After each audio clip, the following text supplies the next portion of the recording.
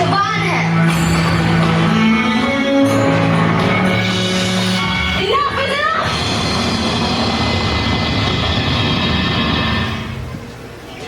British हुकूमत के खिलाफ आवाज उठाने के जुर्म में मुजरिम चंद्रशेखर को ये कोर्ट 15 कोड़े मरने की सजा देती है।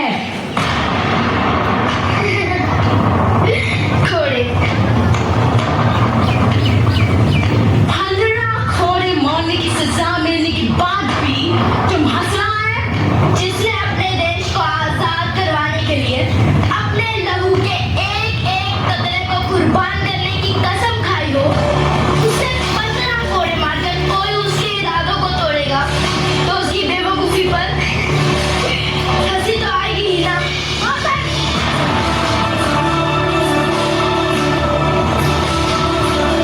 इसे अभी के अभी मेरे सामने कोड़े मारे जाए।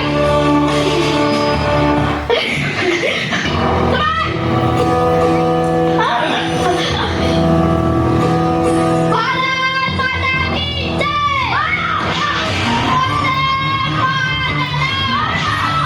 भारत माता की जय। चमड़े उड़ा दो।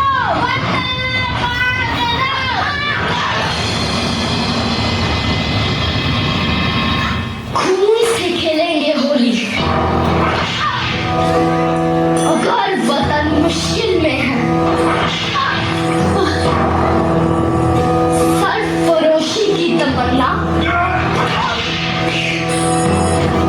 अब हमारे दिल में है।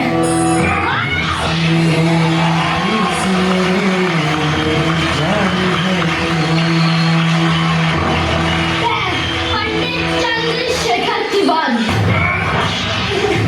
आज भारत माँ को साक्षी मानकर ये शपथ लेता हूँ कि मैं भारत माँ की आजादी के लिए अपने प्राण दे दूंगा। लेकिन आज के बाद इन अंग्रेजों के हाल से ना कभी नहीं आऊंगा। आज से मैं इनकी गुलामी और इनकी हुकूमत से आजाद रहूंगा। भारत माता की जय। वंदे मातरम।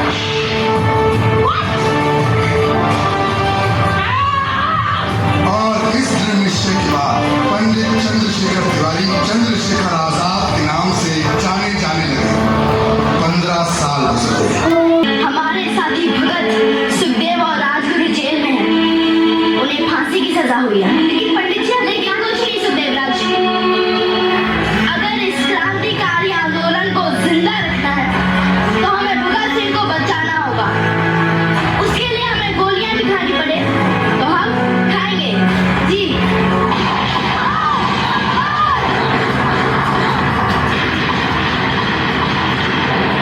तुम जाओ जाओ सुखदेव राज। मैं गोलों को समाकर तुम्हें ऐसे छोड़ेंगे। आपको गोली लगी है, हम साथ रहेंगे। सुखदेव राज, दुश्मन की गोलियों का सामना हम करेंगे। आजाद रहे, आजाद ही रहेंगे। तुम जाओ जाओ सुखदेव राज।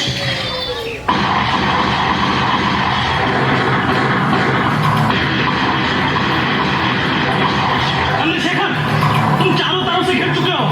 तुम्हारा बच के निकलना नामुमकिन है। अपने आप को सरेंडर कर दो, वरना ऐसी मौत मारे जाओगे कि तुम्हारे माँ बाप भी तुम्हारी शक्ल पहचान नहीं पाएंगे।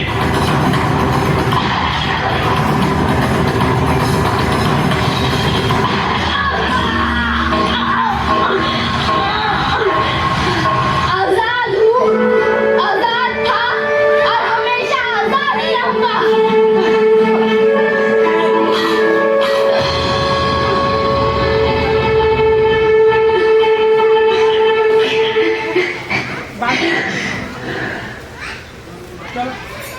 एक ही गोली।